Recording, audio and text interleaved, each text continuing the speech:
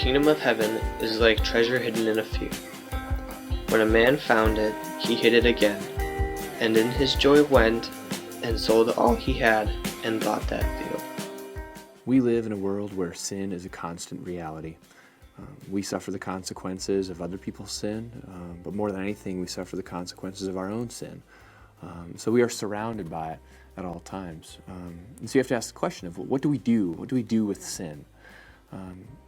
And firstly, anyone who is not a believer, who isn't a follower of Christ, who hasn't been made anew through belief in the gospel, has no power over sin. There is no escape from sin. Sin is a slave master that only Jesus can free us from.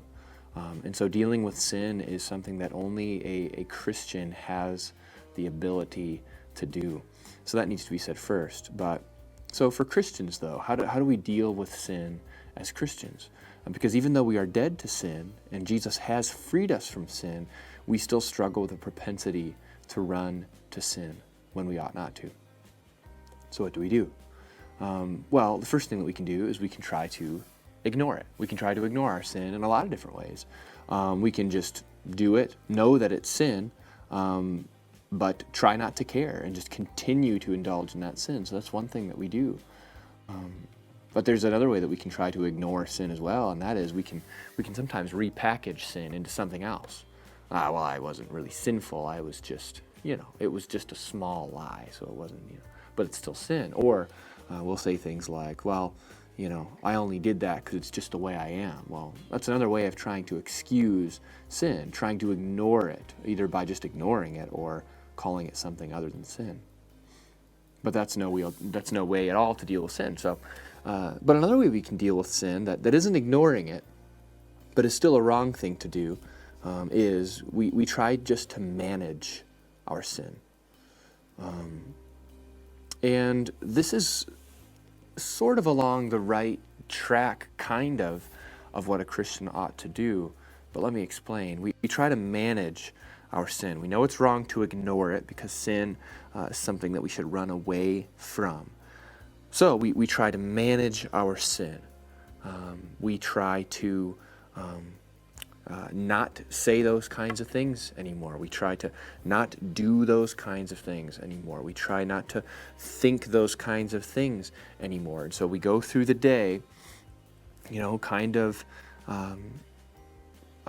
lacing up the old combat boots and trying just to muscle our way through sin. I'm not going to do it today. I'm not going to think those things today. I'm not going to say those things today. And we put a lot of willpower into simply stopping our sinning tendencies. And so often, a Christian's energy will go 100% into just trying not to sin.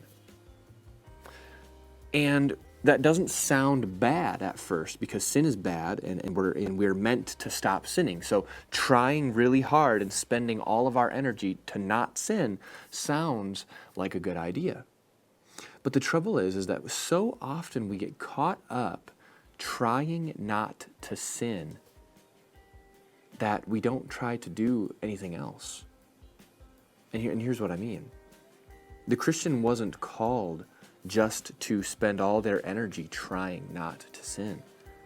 The Christian was called to spend all of their energy pursuing and loving and delighting in God. And so this is why Christianity becomes a drudgery and an empty duty for Christians if they are not careful, because 100% of their energy goes into simply trying not to sin, and they have nothing left over for pursuing God and loving Him and learning about Him and deepening their relationship with Him. So it's interesting how something that seems like a good idea to spend all of your energy trying not to sin. But the reality is that if you're not spending your time trying to pursue and love and know God, then there is no advantage to stopping sinning. Because if you were to stop sinning, but you never actually went the other direction into pursuing and knowing and loving and deepening your relationship with God, then it wouldn't matter that you stopped sinning at all. So you can see the problem there. So this is where this passage of Scripture comes in. This is in Matthew 13 in verse 44. And it says, "The kingdom of heaven is like treasure hidden in a field, which a man found and covered up." And this is the key part. "Then, in his joy, he goes and sells all that he has and buys that field." So knowing God is possessing this treasure in this example. And the man goes and sells all that he has and takes possession of the treasure with joy. With joy. And see, our relationship with God is meant to be rooted in joy. And because of the joy that this man had over this treasure, what did it cause him to do? It caused him to gladly sell all that he had. So here's the example for us, and here's how it applies. God has not called you to simply go out and try really, really, really, really hard to sell all that you have. He hasn't called you to go try really, really, really hard to get rid of this sin and that sin and this idol and this broken thing. He has called you to know him and to have him, the treasure. And when you lay hold of God, when you have a relationship with him, it motivates you in joy to let go of all of the lesser things, the trinkets that pretend to be treasures but can promise no satisfaction and joy. So, as Christians, our battle against sin isn't us just trying hard not to sin. Our battle against sin is turning to God, turning to him, delighting in him, and in joy, delving and diving and digging deeper into relationship with him. That's what we do. And when we pursue God that way, when we spend 100% of our efforts going after God, you know what happens? You don't even have the taste for sin anymore. You find that it diminishes. The more that you have of God and the more joy that you find in him, you find that sin has little and gradually nothing to offer you, and that sin falls away.